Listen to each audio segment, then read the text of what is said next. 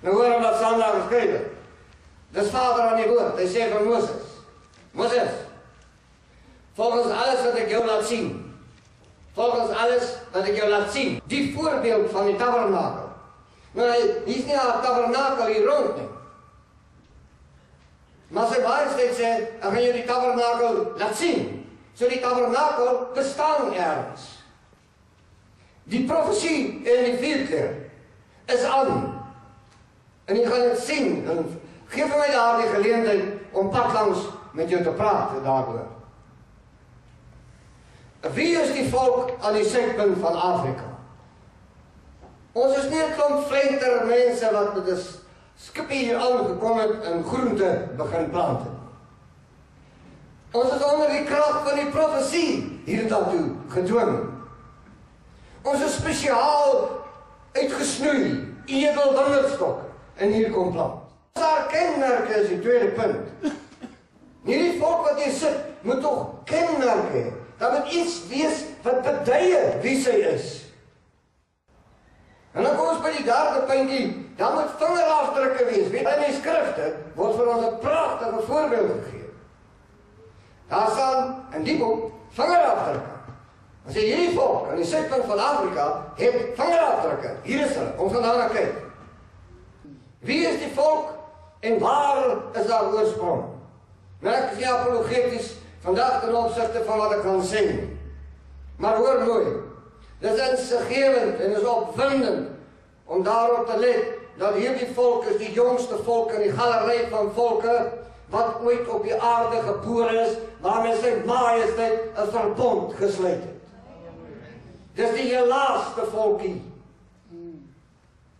En ek lees in die skrifte dat daar staan geskrywe dat die wat laaste is, sal wat wees?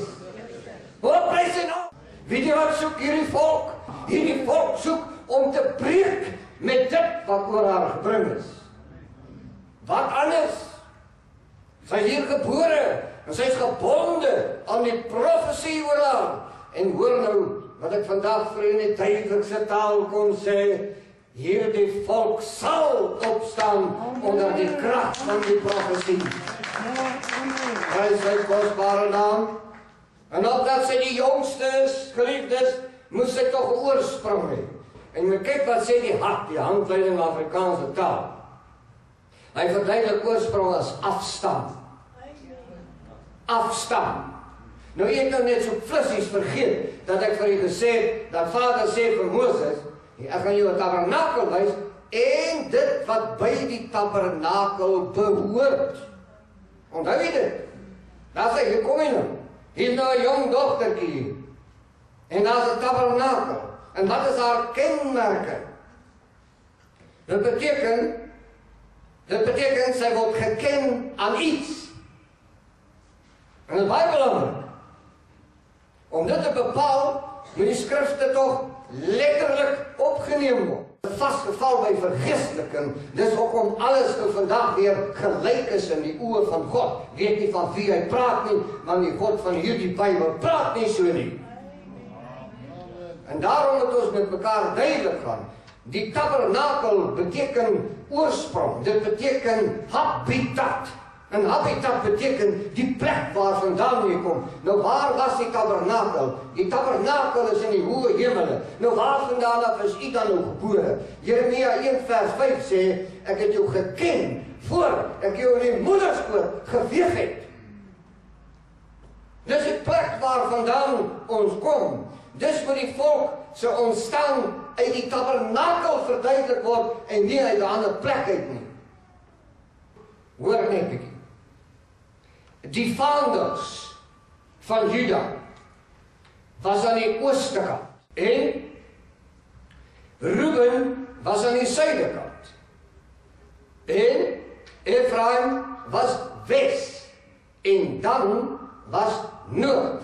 Nou, jy moet sien dit is presies soos wat sy majesteit dit beveel het in daardie volgorde. En geliefdes, Jesaja, tenminste Genesis 48 vers 9, is die seëninge wat Jakob oor die seuns uitgespreek het. Nou moet jy gaan kyk in die volgorde hoe dit uitgespreek is, presies net so.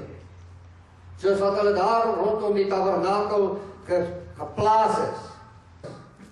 Juda word genoem deur sy vader Jakob, hy sal soos 'n leeu wees. En dit is vir die ou nuus, maar dit gaan ook oor rooi.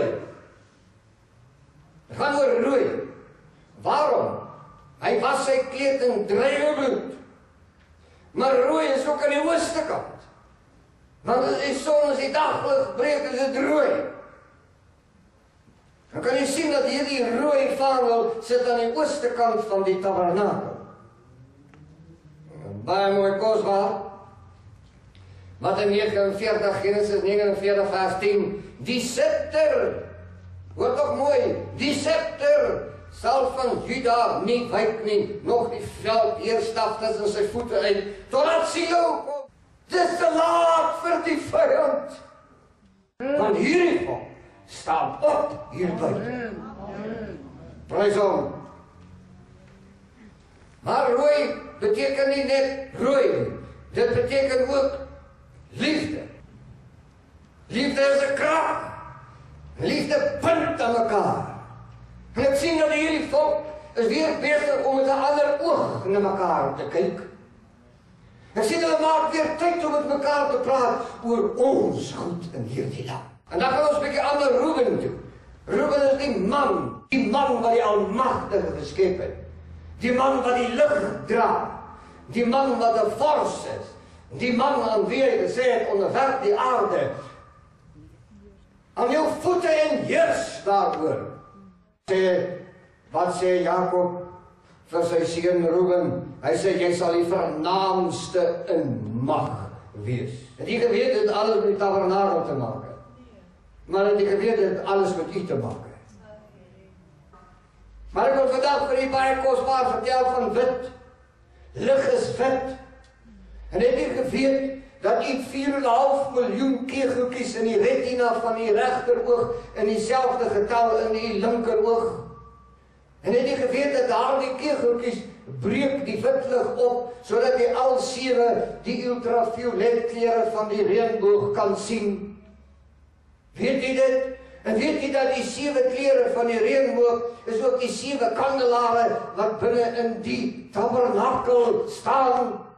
Jy dra die teken daarvan elke dag met jou saam. Dis net wit lig wat dit kan doen. Jy moet by my bly.